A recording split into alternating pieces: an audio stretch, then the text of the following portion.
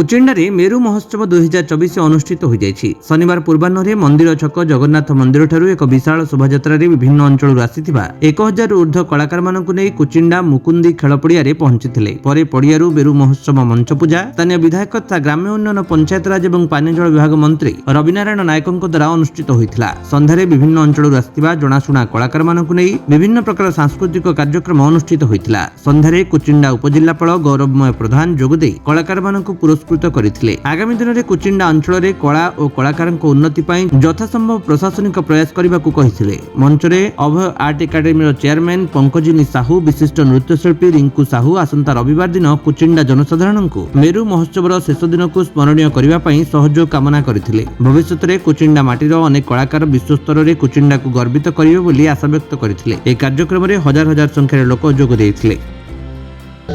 नमस्कार मु आकांक्षा दास आम ग्रुप ना होची नुपुर डांस एकेडमी भुवनेश्वर हम माने आसछु एई भले एक जगह रे सप्तमतम मेरू फेस्टिवल होची एठी डांस करी के हमको बहुत भलो लागिला, खुशी भी लागुची।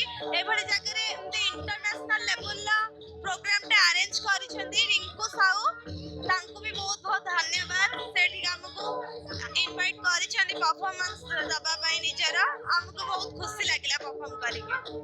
जुहार, जय जगन्नाथ, जय माँ समलेश्वरी, जय मेरू। मेरू महोत्सव गोटे महोत्सव नुहे, मेरू महोत्सव गोटे संघर्ष है, मेरू महोत्सव गोटे आइडेंटिटी है, मेरू महोत्सव गोटे बड़ है। मेरू महोत्सव मेरू माने मूल जेनटा कि मेरू दंड तो कुचिंडा के कल्चरल सेक्टर रे आमे केंति डेवलप करमु, केंति गोटे मूल भाव में स्थापित करमु।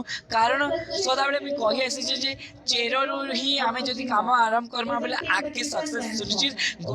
गछ बहुत समृद्धि हबो, सेंति कल्चर द्वारा हमर एरिया रो डेवलपमेंट हेते।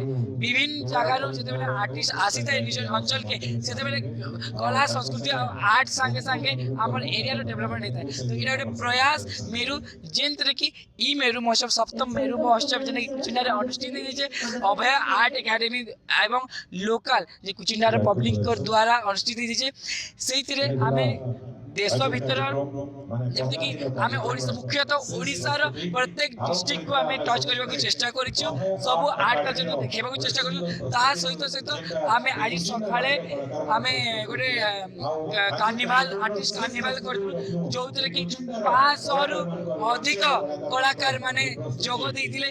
बहुत माने खुशी लागुची कि हमर जो स्वप्न अछि लोकल मेक टू ग्लोबल, तो सेइथिरे आमे धीरे धीरे धीरे गोटे पाहाच पर गोटे पाहाच आगु बढ़ी चलीछु। आपण मानक सहयोग आपण मानक आशीर्वाद जोगु निहाती भाବରେ रिंकू साहू भी गोटे इंटरनेशनल ओडिसी डांसर काना कहबे। रिंकू साहू गोटे इंटरनेशनल ओडिसी डांसर आपण माने तैयारी करछन, आपण माने भल पाइबार दैछन। आ सबरु बेसी कि मोर मांकर बहुत सपोर्ट रही छे। से ई अभय आर्ट एकेडमी रो फाउंडर जे कि मो बापा को स्वप्न ताको स्वप्न कि आमे जणे रिंकू साहू न कि रिंकू साहू बनबार दरकार नहीं। आर्ट कल्चर आर्टिस्ट माने बहुत रिंकू साहू बनबार छे, बहुत कलाकार बनबार छे, जहा द्वारा से माने नेशनल और इंटरनेशनल पर्यंत हमर आर्ट कल्चर को आगु नहीं पारबे, हमर संस्कृति को बंचे रखि पारबे। संबलपुर कुचिंडारू रिंकू कुसुम को रिपोर्ट, विश्व विजय न्यूज ओडिशा।